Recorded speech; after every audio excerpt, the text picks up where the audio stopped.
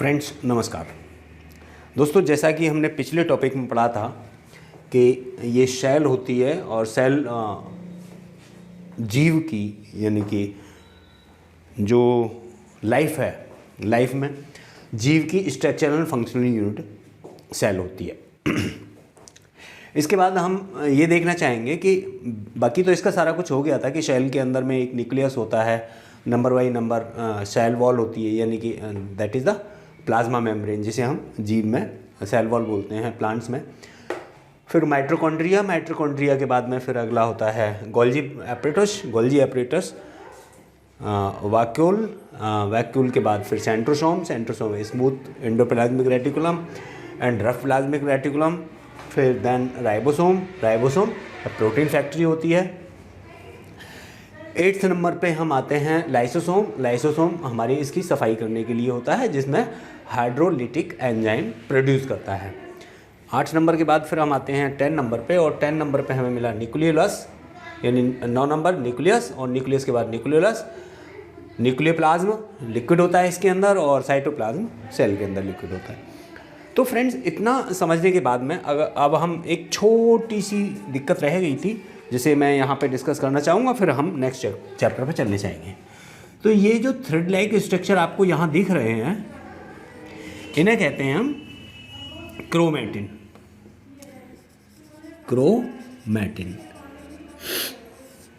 ये क्रोमैटिन जब कंडेंस हो जाते हैं तो ये चेंज हो जाते हैं क्रोमोसोम्स में।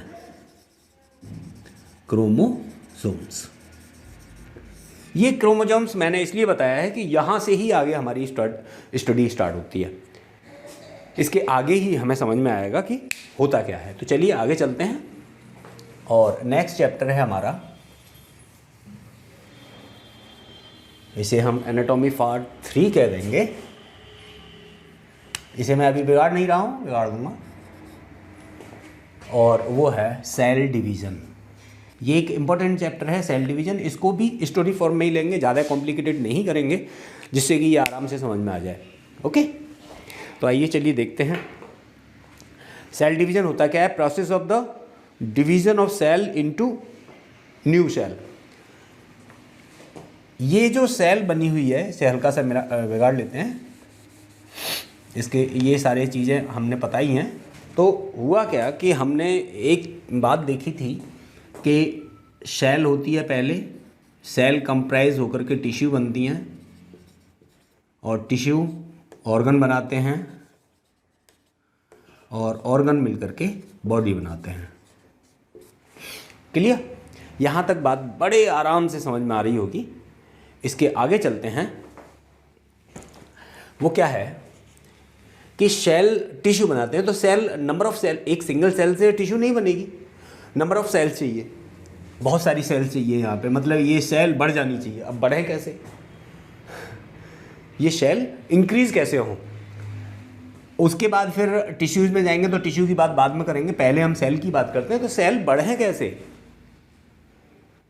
इनका इंक्रीमेंट कैसे हो, तो उसके लिए ये हमें स्टडी करना पड़ेगा सेल डिवीज़न। तो सेल डिवीज़न में होता क्या है, सेल डिवीज़न में ये प्रोसेस है of division of the cell into the new cell. तो इससे हमारी सेल डिवीज़न से ही ये सेल नई सेल बनेगी, फिर उनसे भी नई सेल बनेगी, फिर और नई सेल बनेगी। तो नई सेल बनते बनते एक cell bundle of the cell हो जाएगा। वो बंडल ऑफ सेल ग्रुप होकर के फिर एक टिश्यू बना देगा। टिश्यू, बंडल ऑफ टिश्यू बहुत सारी इकट्ठी होकर के फिर ऑर्गन बना देंगे, और बहुत सारे ऑर्गन, अलग अलग ऑर्गन बनेंगे, उनको कंप्राइज करना है, कंबाइन करना है, तो फिर हमारी बॉडी बन जाती है। तो फिर फिलहाल हम टिश्यू पे ही सेल पे ही रहेंगे। तो ये जो सेल है ये डिवाइड होनी है। तो पहली बात, process of division, process by which new sale generate हो। ठीक है, नई सेल बने। प्रोसेस, वो प्रोसेस जिससे नई सेल का बनना शुरू हो, या नई सेल बने। अब नई सेल बने क्यों?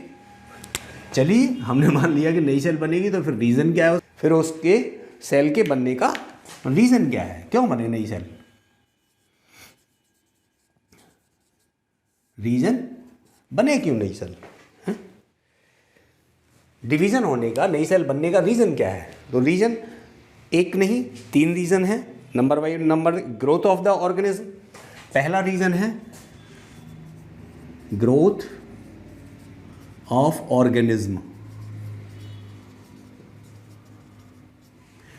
ऑर्गेनिज्म जो भी प्राणी है, जो भी जीव है, उसकी ग्रोथ करने के लिए, उसको बढ़ोतरी करने के लिए, उसकी, मान लीजिए एक छोटा सा बच्चा है जिसने जन्म लिया, अब वो आगे बढ़ेगा तो उसमें ग्रोथ भी तो होगी। तो वो ग्रोथ होगी कैसे? कोई नई चीज़ बाहर से तो नहीं आएगी, उसके अंदर से ही होगी। तो अंदर उसके क्या हो रहा है? That is the cell division, right.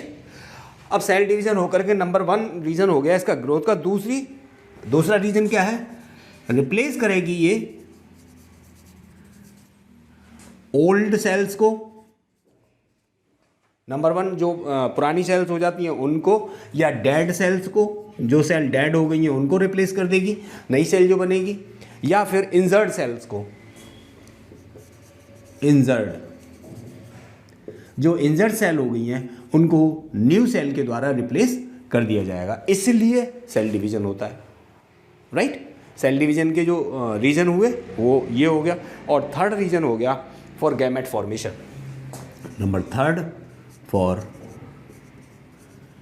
Gamete formation. ये गैमेट फॉर्मेशन क्या होता है इसे अभी आगे ही देखेंगे। गैमेट फॉर्मेशन, तो ये रहे सेल डिवीज़न होने के रीज़न। अब जब हमारी समझ में इतना आ जाता है कि भैया हम सेल डिवीज़न पढ़ रहे हैं तो क्यों पढ़ रहे हैं? बिकॉज ऑफ द ये रीज़न है इसके। अब नेक्स्ट क्वेश्चन एराइज होता है कि ये होती कैसे है, या ये कितने टाइप की होती है, टाइप्स क्या हैं इसके, types of cell division, right. आ रहा है आनंद? ठीक है, स्टडी में ऐसे ही आनंद आता है। तो अगर आपको आनंद आ रहा है इसमें, दैट्स वेरी गुड। तो हुआ क्या है यहाँ पे? सेल डिवीज़न पहले होता क्या है? प्रोसेस ऑफ न्यू सेल, नई सेल बनने का जो प्रोसेस है। उसके बाद ये होता क्यों है? ग्रोथ ऑफ द ऑर्गेनिज्म, किसी भी ऑर्गेनिज्म के बढ़ने के लिए, ग्रोथ करने के लिए, बढ़ने के लिए। दूसरा, replace old and dead injured cell. Dead यानी चोट लगने से, या ओल्ड हो गई या इंजर्ड हो गई चोट लगने से, जो सेल मर गई हैं उनको रिप्लेस करने के, उनकी जगह पर नई सेल आने के लिए। जिससे कि मान लीजिए हमारी बॉडी में कोई जख्म हो गया तो वो फिल कैसे होगा, वो ऐसे फॉर गैमेट फॉर्मेशन। और गैमेट फॉर्मेशन के लिए भी इसका प्रयोग होता है। तो गैमेट फॉर्मेशन पर हम बात करेंगे। पहले बात कर लेते हैं हम ये होता कितने तरह का। तो ये होता है फ्रेंड्स 3 तरह का। नंबर 1,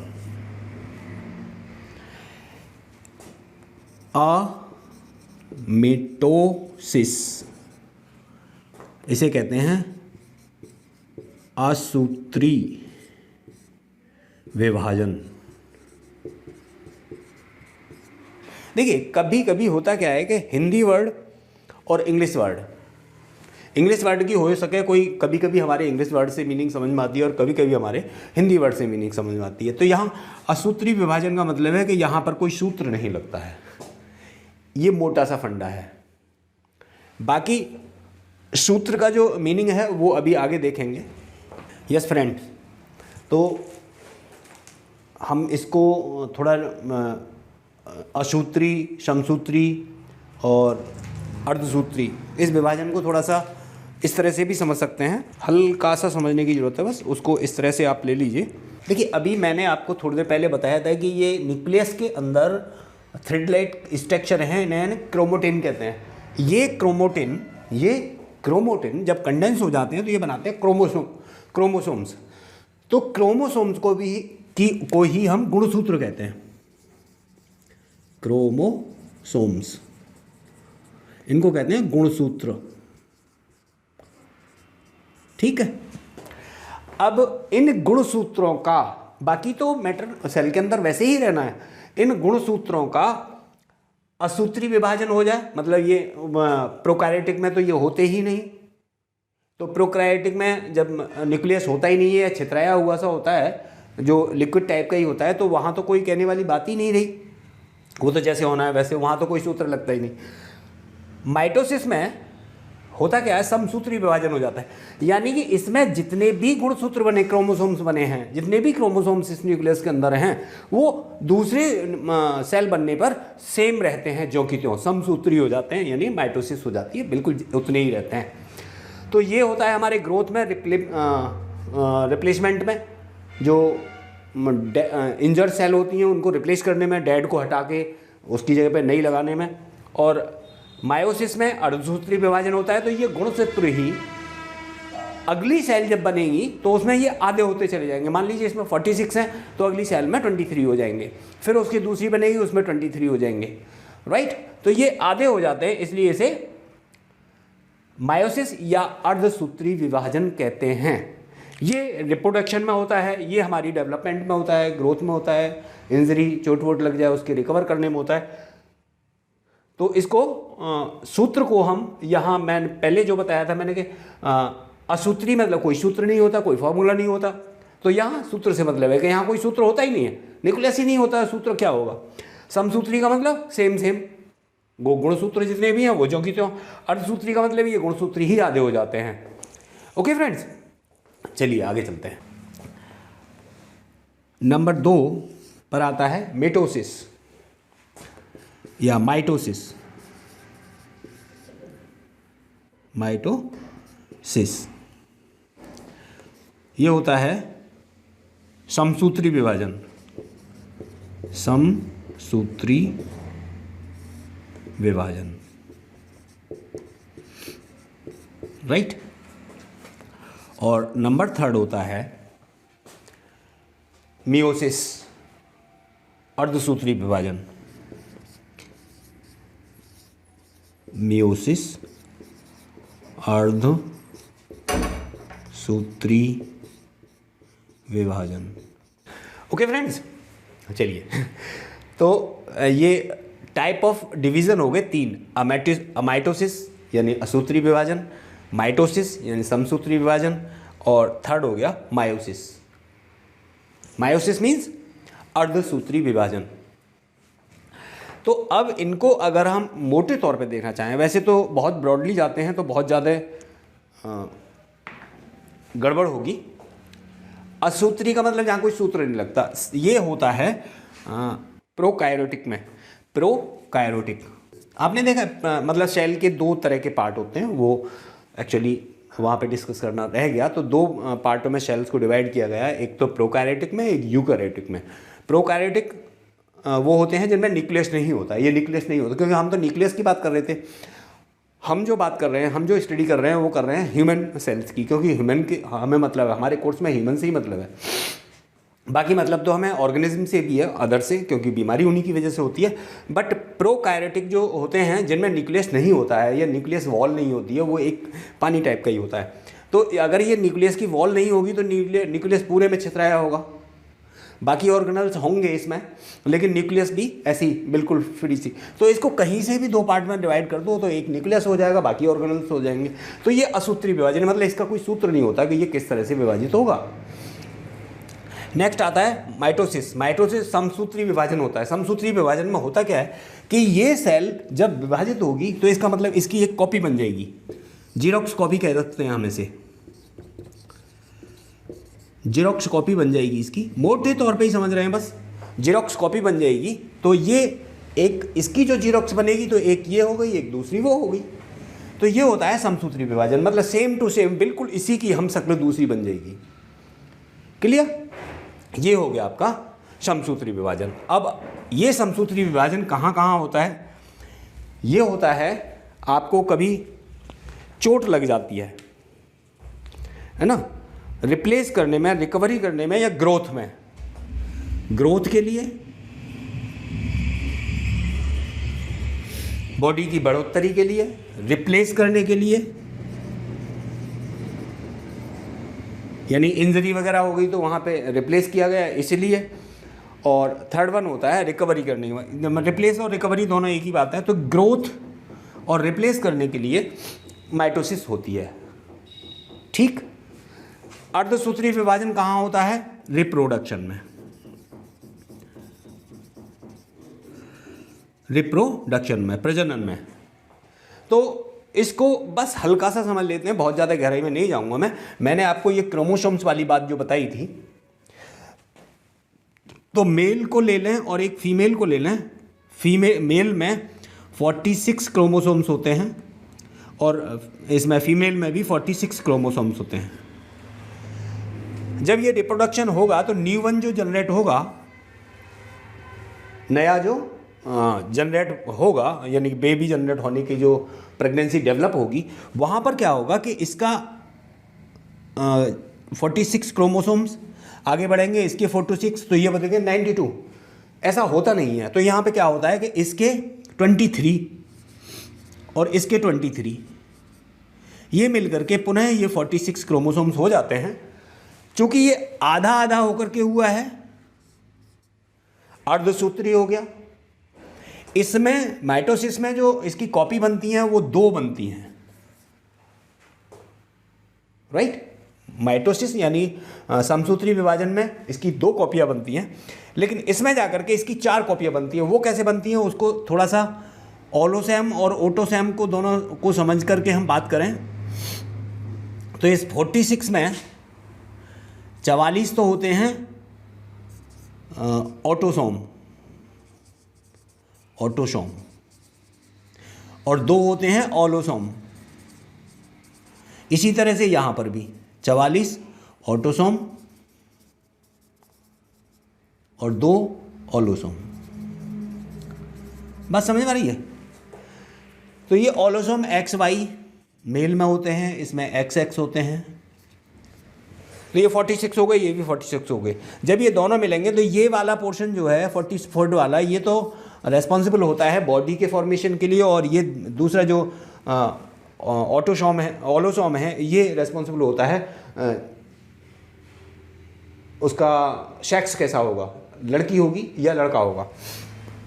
तो इस तरह से जो अगली बनने वाली सेल हैं वो 4 पार्ट में डिवाइड हो जाती है, 4 बनती हैं, ठीक है। तो इस तरह से माइटोसिस से जो विभाजन होगा उसमें 4 सेल बनेंगी, जबकि माइटोसिस में 2 जगह विभाजन होगा इसका, और मियोसिस में 4 बनती हैं, 4 नई जो डॉटर सेल होंगी वो 4 डॉटर सेल बनेंगी। डॉटर सेल इसमें 2 डॉटर, माइटोसिस में 2 डॉटर सेल बनती हैं और इसमें 4 डॉटर सेल बनती हैं। तो ये अगर कभी मौका मिला तो बाकी और ज़्यादा गहराई में तब डिस्कस करेंगे, अभी सिर्फ इतना ही। Thank you. हाँ फ्रेंड्स, फिर अगेन रिक्वेस्ट रहेगी, अगर आपको ये सब अच्छा लगता है या मेरा मेथड ठीक लगता है तो मेरे द्वारा डाली गई वीडियो जो है इसको आप सब्सक्राइब कर लीजिए। मतलब आपको अगर ये सब अच्छा लगता है तो आपको ये 2-3 काम करने हैं। आई रिक्वेस्ट यू टू मैं ये ज़रूरी नहीं है कि करना ही है, लेकिन हाँ रिक्वेस्ट कर रहा हूँ मैं। एक काम क्या करना है आपको, एक तो करना है चैनल को सब्सक्राइब करने का, चैनल को सब्सक्राइब कर दीजिए। दूसरा शेयर कर दीजिए, लाइक कर दीजिए, ठीक। Share, like and subscribe. Like thumb up ऐसे करके बना हुआ है, इसको आपको प्रेस करना है। शेयर का मतलब ऐसे करके एक निशान बना हुआ है, ऐसे करके शेयर कर दीजिए। सब्सक्राइब का मतलब सब्सक्राइब वहाँ पे लिखा ही हुआ है सब्सक्राइब, तो इसे आप और सब्सक्राइब करने के साथ ही बेल आइकन को भी बेल आइकन जो है उसको भी हिट कर दीजिए, जिससे नेक्स्ट आने वाली वीडियोस का नोटिफिकेशन आपको मिलता रहे। ओके, थैंक यू फ्रेंड्स, धन्यवाद।